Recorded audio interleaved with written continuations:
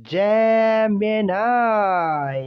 Hello, my dear Gemini! Welcome back sa ating YouTube channel or Facebook page. My name is RJ, your tarot card reader, at ang gagawin natin today is ang iyong second half. Yes, ang iyong second half of December. This is from December 16 hanggang sa katapusan, and this is a general reading. So reminder, paalala lamang po na ang gagawin natin today ay general reading, so hindi po ito 100% na magre-resonate para sa ating lahat. So please, my dear, lower your expectation pagdating po sa mga general reading.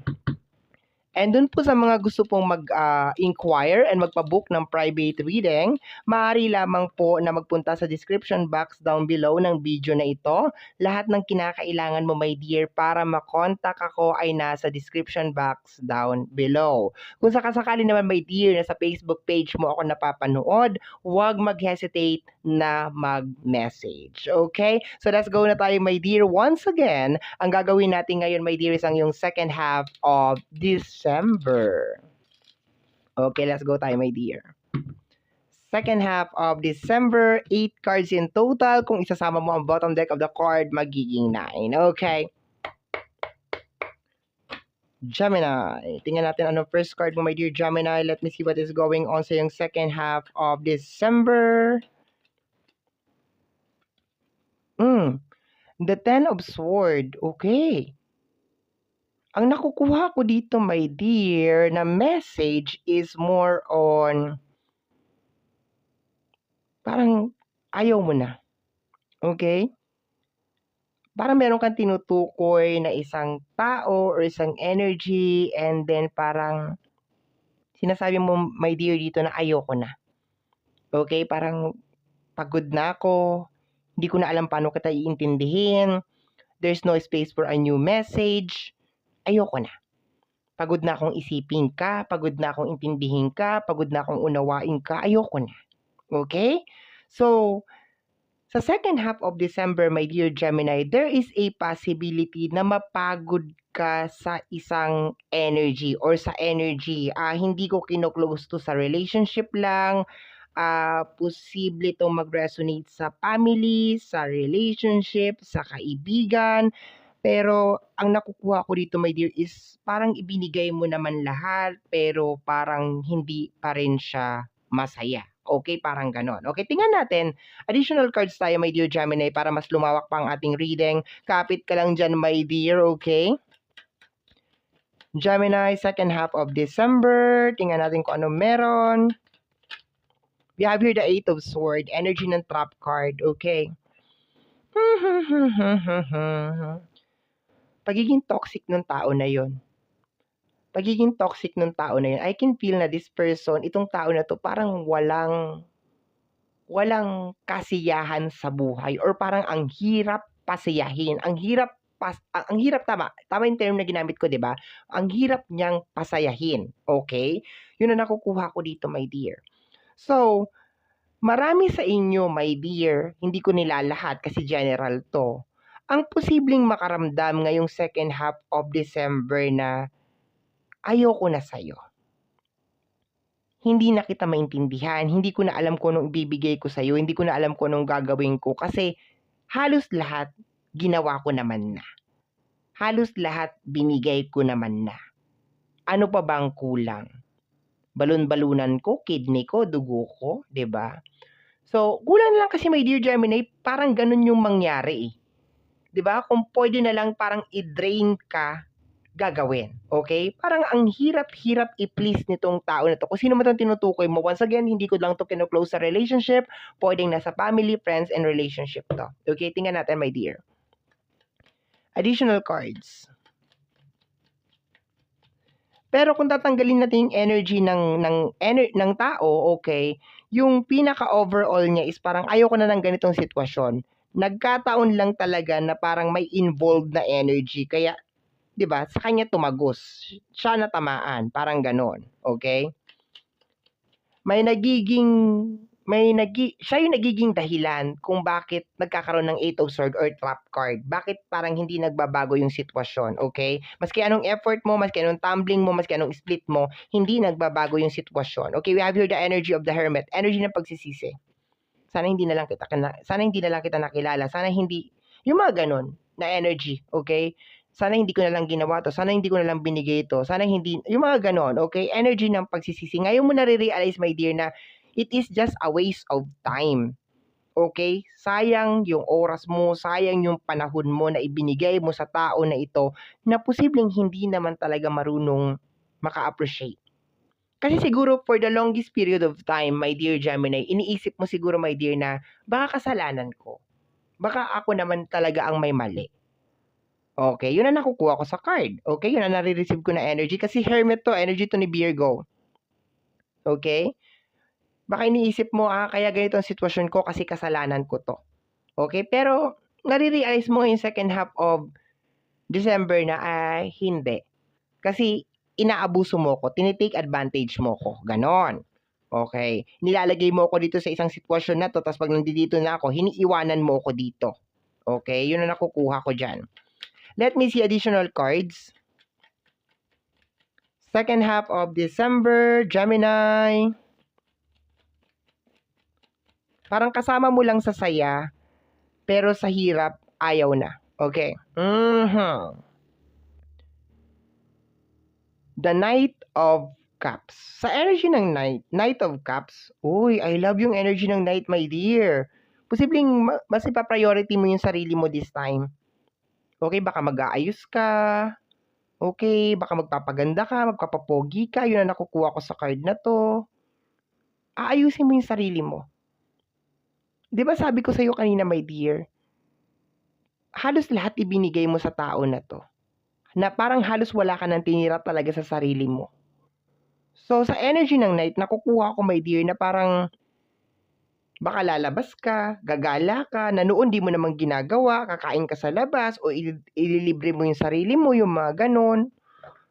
Gagawa ka ng something very special para sa sarili mo ngayong second half of December. Okay? Last 4 cards, my dear. Kumapit ka. Gemini, second half of December. Last 4 cards para sa'yo.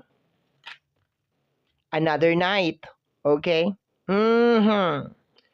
Itong night na to is may kinalaman sa explore. Okay? Explore. Alam mo, nakukuha ko dito parang may nagbabalak makipag-date. Ewan ko, parang lalabas sa makikipag-date. Something like that. No? So, pero, sige, focus tayo sa reading. Okay? May nasasagap lang ako na gano'n na parang lalabas sa gusto makipag-date. Okay? Pero sa connection ng Ten of Swords at saka ng ating Knight of Wands, parang eye-opener. Kasi explore to eh.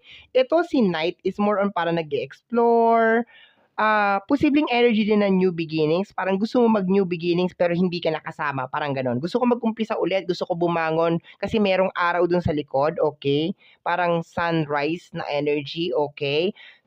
Tapos meron kang hawak dito na Knight of the Wands, okay? Meron ka ditong Wands, my dear, okay? Na meron siyang mga parang mga branches na maliliit. So there's a tendency, my dear, na baka mag-start ka ng something. Kaya nga nakukuha ko, parang may gusto makipag-date, okay? Di ba pag nakikipag-date ka, parang nag-start ka ng panibagong relationship, panibagong connection, panibagong kaibigan, or something like that. Hindi naman like relationship date, baka friendly date, di ba? Baka ganun lang naman, di ba?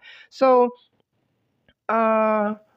pero meron ka talagang definitely na iiwanan. Kumbaga parang hindi kita deserve. Yun ang nakukuha ko dito. Napaka-toxic mo na klase ng tao, hindi kita deserve. Okay, yun ang nakukuha ko diyan. Tapos ayusin mo yung sarili mo, i-treat mo yung sarili mo over here, okay? You will do something very special para sa sarili mo, okay? Posibleng napabayaan mo na rin ang sarili mo for a very, very long time. Okay, tingnan natin, my dear. Last 3 cards. Gemini. Once again, ang ginagawa natin is reading mo para sa yung second half of December. We have here the 6 of Pentacles. Ayan o. Binigay mo lahat. Giving, giving, giving. Alam mo yung maski wala ka na, nangihingi pa rin. Kaya nga sabi ko kanina, ano ba bang gusto mo? Dugo ko, kidney ko, balon-balunan ko, appendix ko, 'di ba? Kasi halos lahat kinuha mo na sa akin. Wala ka nang tinira. Okay? So you will do something new. You will do something different. Sarili ko naman ang uunahin ko. Ay, gumaganon. Sarili ko naman ang uunahin ko. Mas mabuti pa na mag-isa. Ano ba yung kanta na yun? Alam mo ka mo, gustong-gusto ko kumanta pero yung pagkanta ayaw sa akin. Okay, let's go tayo, my dear. Last two cards. Last two cards, my dear Gemini.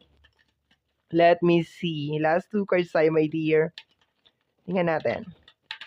Grabe, abusado or abusada. We have here the Five of Cups. Oh, yan na nga sinasabi ko na yung panghihinayang. Okay.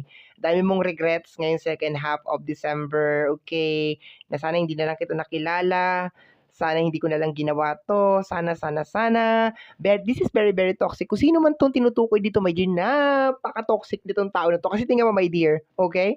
Na-highlight lagi, siguro sa araw-araw ng buhay mo, puro problema ang dala-dala nitong tao na to. Yung gigising ka na napakaganda ng gising mo, tapos makikita mo lang tong tao na to, ay automatic problema na to kaagad. 'Di ba? Problema na to. Ang dala-dala nito is problema, okay? Ang bunganga nito ay basura. Walang lalabas dito na maganda, puro problema at saka basura lang to, puro complain, puro reklamo. Ikaw naman ang gagawin mo, puro troubleshoot, puro ayos, puro pag-a-adjust. Anak ng tinapay, oo. Okay, let's go tayo, my dear. Last card, Gemini. Last card, tingnan natin. Mag-start ka, my dear, ng something new, okay? We have here the energy of the moon card, okay? Secret, sadness. Okay, wait lang. Secret, sadness, ano ang lamang doon sa mga energy na yon? Okay. Ang nakukuha ko, my dear, yung nararamdaman mo na pain, yung nararamdaman mo na sadness, okay? Idadaan mo, at least maganda naman, my dear, kasi parang idadaan mo naman siya, my dear, sa sarili mo. You will do something nice sa sarili mo. Yung mga bagay na posibleng natatakot ka noon na gawin, okay? Kasi may kasamang takot ang moon card, okay? Yung mga bagay, my dear, na parang natatakot ka noon na gawin, or alam mo, nakukuha ko pa dito, my dear Gemini, baka yung mga bagay na hindi mo masabi noon, masasabi mo ngayon. Yung parang biglaan lang, parang madudulas sa bunganga mo na, ikaw sumusobra ka na, yung mga ganyan. Yun, nung napakatagal mo nang tinitimpi, my dear, okay? Matagal mo nang kinikim-kim. The Nine of Pentacles, all the single ladies, okay? This is more on enjoyment, okay? This is more on enjoyment. Kumbaga parang bahala ka dyan, okay? Sarili ko muna ang uunahin ko. Mag-i-enjoy muna ako. Ayusin ko muna yung sarili ko. Magpa-pamper muna ako. Magde-day off muna ako.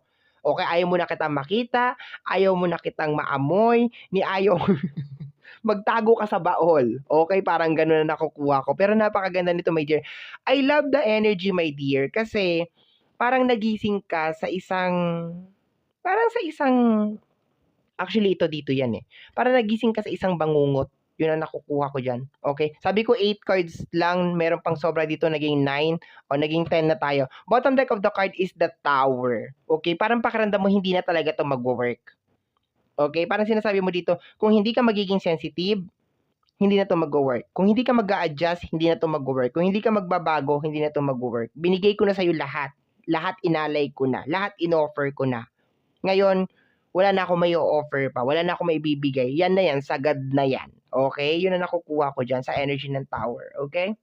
And for some of you, willing kayo na parang talikuran lahat para makapag-umpisa ka lang ng something na maganda, something na fresh, something na new, yung hindi toxic, hindi yung masakit sa puson. Okay, kung ano man ang mas sumasakit sa'yo, masakit sa puson, masakit sa ulo, masakit sa bagang. Okay? So my dear Gemini, ito ang reading mo para sa yung second half of December. Somehow, my dear, kung nagustuhan mo ang ating reading, don't forget na mag-subscribe. Pag-click, my dear, ang notification bell para ma-update ka every time na meron tayong mga bagong upload. And free to like, free to share, free to comment sa lahat po ng ating mga videos. Once again, my name is RJ, also known as Apo J. Maraming salamat po, and until next time, bye-bye. Thank you, my dear.